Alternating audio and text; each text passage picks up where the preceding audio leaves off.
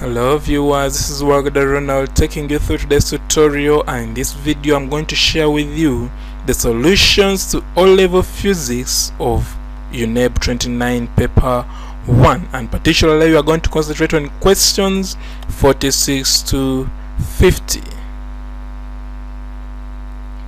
So where necessary, the following constants can be used. Acceleration due to gravity will be taken as 10 grams per 10 meters per second squared, and specific capacity of water will be taken as 4,200 joules per kilogram per Kelvin.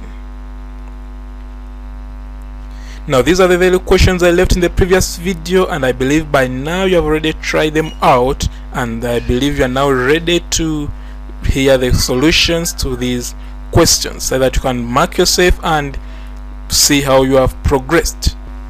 So we shall start with question 46. Question 46 says, Part A, what is an antinode as applied to a stationary wave? And they give it 1 mark. So we shall come and say that an antinode is a point of maximum displacement of the particles of the medium through which the wave is traveling. For example, for this wave, the max amplitude will be maximum at this point. Amplitude is the same as displacement from the mean position, therefore it should be maximum at this point and also maximum at this point. Therefore this point will be called an antinode, and this point will also be called an antinode. On the other hand, the point where the displacement is 0, for example this point, and this point, those are called nodes. Therefore we shall come here and say an antinode is a point of maximum displacement. So when I see this word, I can give myself a full mark, and that's how the 1 mark comes about. Now we shall go to part B. Part B says that the distance between two successive antinodes of a standing wave on a string vibrating at 80 Hz, this is the frequency, is 24 centimeters. Find the speed of the waves. So we are given frequency and we're given the distance between two successive antinodes. So in this case you realize that the distance between two successive antinodes is equal to half the wavelength. For example, for this from here to here is what we call a wavelength. Therefore it means that from here to here it is a quarter of the wavelength, from here to here is a quarter, from here to here is a quarter, and from here to here is a quarter. Therefore from here to here will be a quarter plus a quarter, which is equal to a half of the wavelength. Therefore the distance between two successive antinodes is equal to half the wavelength. Now let's use that idea to go through this solution. So first of all, we shall know that L is equal to 2 times a quarter wavelength, which is equal to, therefore wavelength will be equal to 2L. Now when we get that, we shall substitute for L. Our L was 24 centimeters, but we have to change it to meters. Therefore 24 centimeters to meters will divide by 100 to come up with 24 over 100. Now this 2 is this 2, and when we multiply the 2, we shall come up with our wavelength as 0.48 meters. Now we have got the wavelength and we know the frequency. We can remember the expression relating velocity, frequency, and wavelength, and we know that speed is equal to frequency times wavelength. Therefore our frequency is 80 and our wavelength is 0.48. When I use the calculator, I'll come up with my speed, which is 38.4 meters per second. So basically that's what they wanted in this part. Now let's see how marking can be done. So half a mark will be for getting the wavelength, another half a mark will be for you to remember the expression or relation of velocity, frequency, and wavelength, and the next mark will be for substituting frequency and wavelength will be that, and lastly the last mark will be for you to use the calculator and come up with this value of speed. Therefore if you wrote that, you can mark yourself, and if you didn't get it correct, you can do the corrections. So now we shall go to part C. Part C says, why does the same sound note played on a piano sound different when played on a guitar? So when a piano is played and a guitar is played, both will produce different notes. Why is it so? Remember, they give it 1 mark, so you have to be as brief as possible. Therefore, we shall give our reason that the difference is because of the difference in quality or timbre. So as when you write that, you'll be able to earn yourself a full mark. Now, what is quality?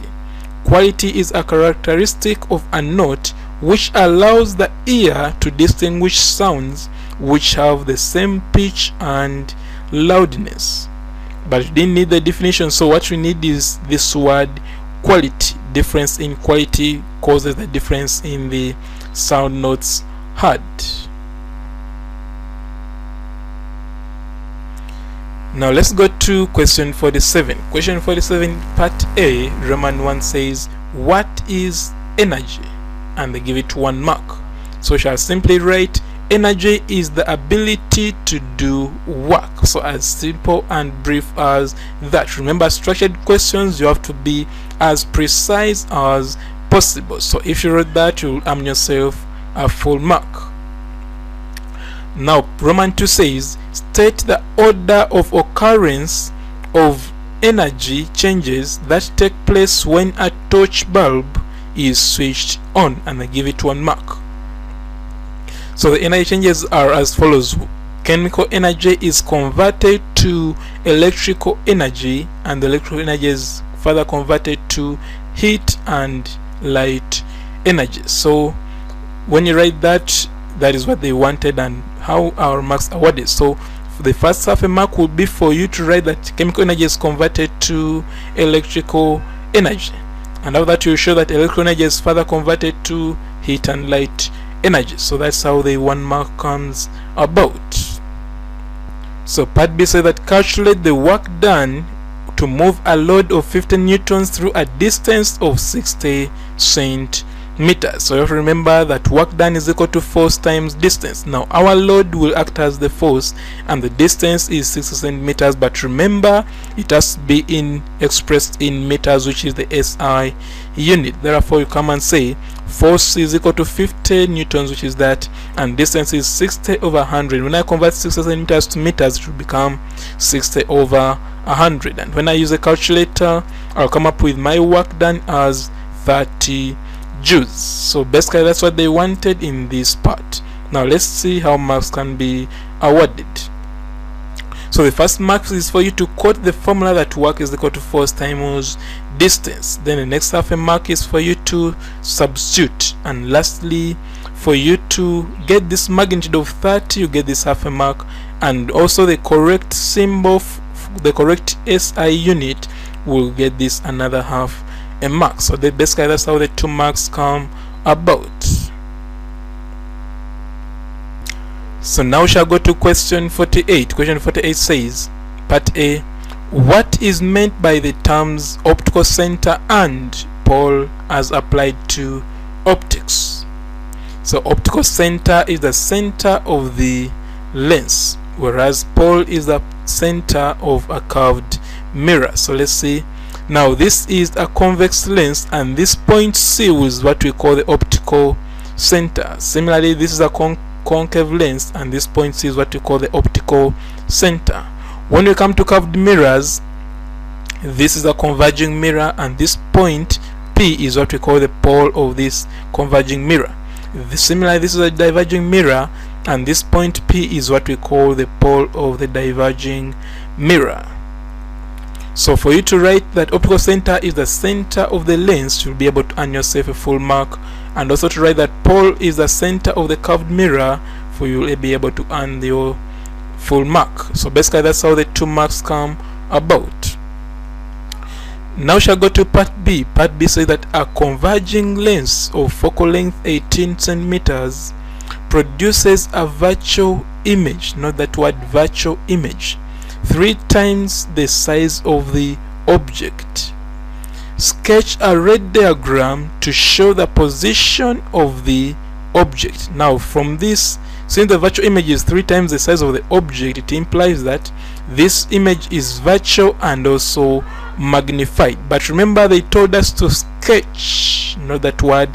Now the word sketch means that your diagram will not be accurate, but is a sketch. In other words, it will not be to scale. Now you have to remember under which case does a converging lens produce a magnified virtual image, and that is the case when the object is placed between the principal focus and the optical center. Therefore, we are going to start our diagram.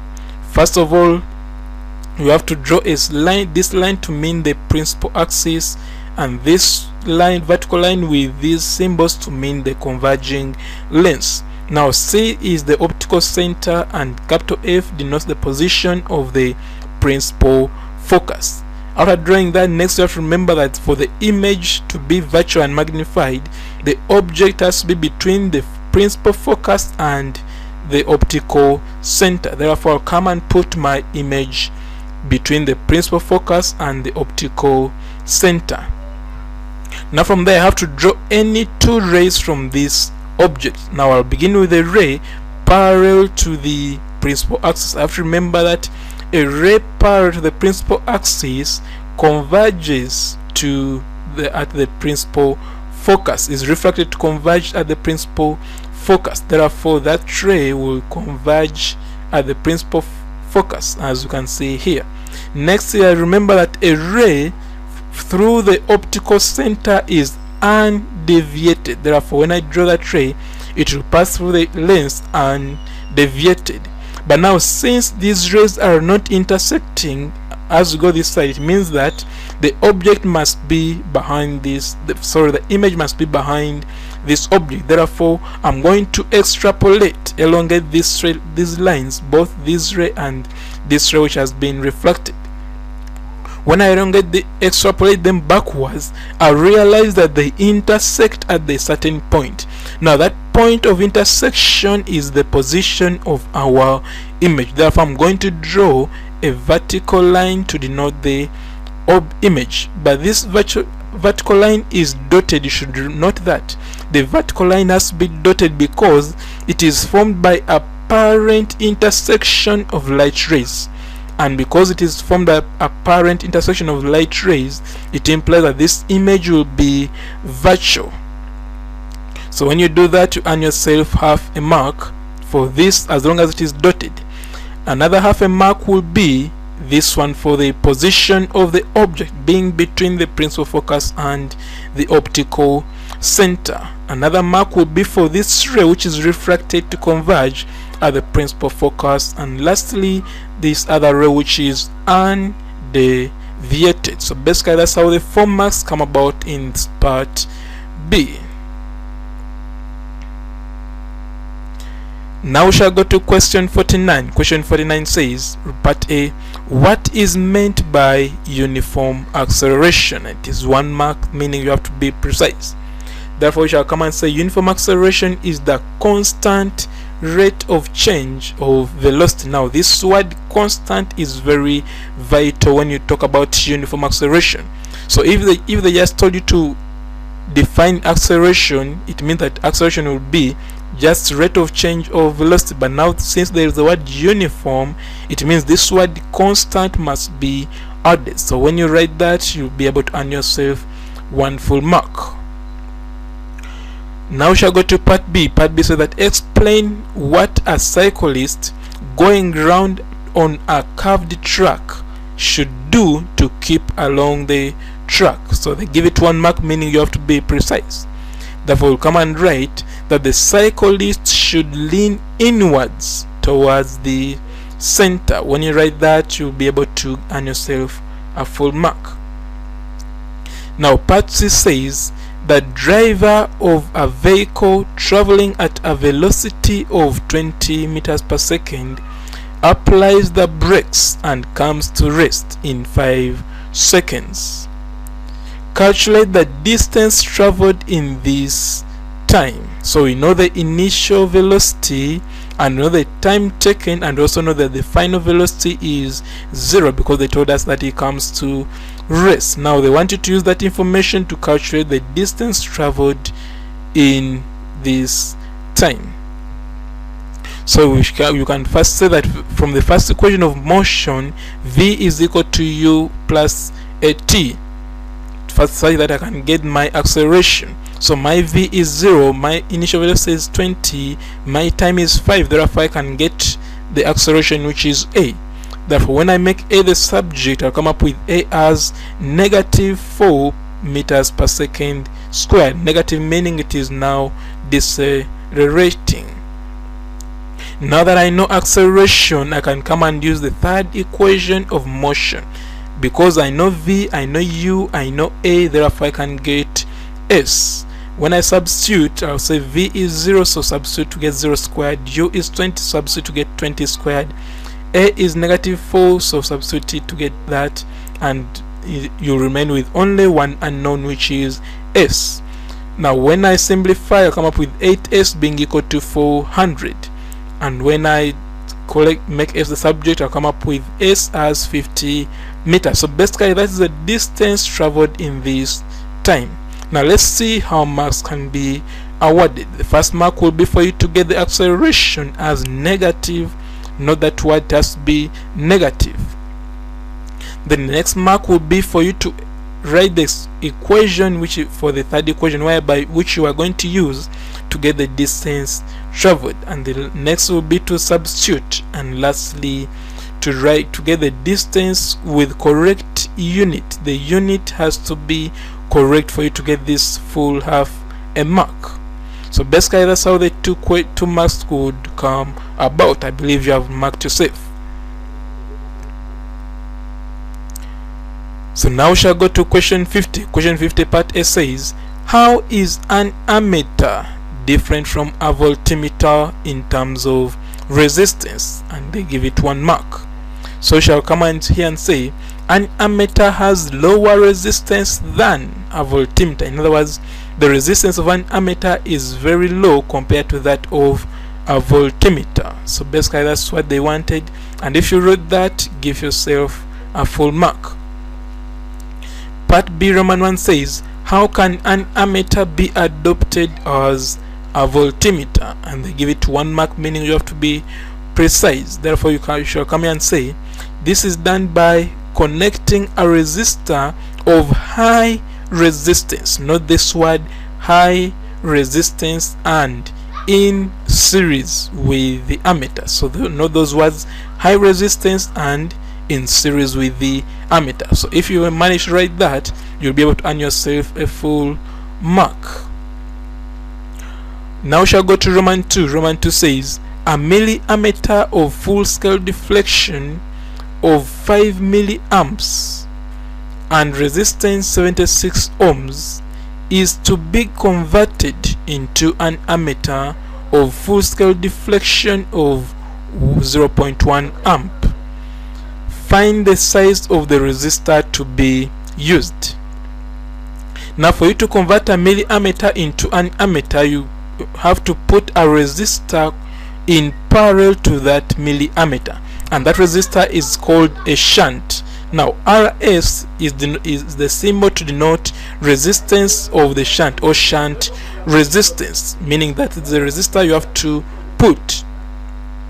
Now this is the symbol for RG, denotes the symbol for resistance of the milliammeter, and this IG denotes the symbol for the current which flows through the milliammeter. In this case it is 5 milliamps. Capital I denotes the total current to be measured, which in this case it is 0.1 ampere. Now this IS denotes the current which flows through the shunt resistor, and in this case we don't know it yet, but what we know is that when you add this plus this, you'll be able to get the total current, which is I. So basically that's how the diagram is. Now let's use this diagram to find the solution to this question asked. Now the question said that find the size of the resistor to be used. In other words, they want you to get the value of RS. Now the first thing to do is to convert from milliamps to amperes. So 5 milliamps to amperes will be 5 over 1000. Therefore, when you use a calculator, you'll come up with 0.05005 ampere, and that will be our value for IG. So now that I know this, and I also know this total current, which is 0.1, I can be able to get my current which flows through the shunt resistor. Now that current will be, I know that total current is equal to I, which is equal to Ig plus Is. Now when I substitute, I'll get I'll put 0.1, for Ig I'll put 0.005, and Is is that when I make Is the subject, I'll come up with my Is as 0.095 ampere. Therefore, I've managed to get the current which flows through the shunt resistor. But I have to remember that now this resistance and this resistance are in parallel. Because they're in parallel, it means they have the same voltage or the same PD. Therefore, I'll come and say PD across the galvanometer or the milliamp is equal to the PD across the shunt, which is the resistor they want. Therefore, I know that the PD, now this PD across this milliammeter will be equal to Ig times Rg, and the PD across this will be Is times Rs. Therefore, I'll come and say Ig multiplied by Rg is equal to Is multiplied by Rs. Then I'll substitute. My Ig is 0.005, Rg is 76, which was given here, equal to Is, which I've already calculated as 0.095, and Rs, which I want to get. Now when I make Rs the subject, I'll come up with my Rs as 4 ohms. So basically that is what they wanted, and now let's see how marks can be awarded. So the first mark is for you to get the current through the shunt resistor. Next, for you to remember that PD are the same in parallel, and next is for you to substitute in the expression of equal PD, and lastly is for you to make Rs the subject, which gives you 4 ohms. So magnitude and correct SI unit, that's why you can get this half a mark. So basically that's how the 2 marks can come about. So I believe you have now marked yourself and known your progress. Now what I'm going to do, I'm going to leave you with now an SC question. What you have been dealing with has been structured questions. Now I'm going to leave you with an essay question, and it is going to come from UNEB 2019 paper 2 question 1.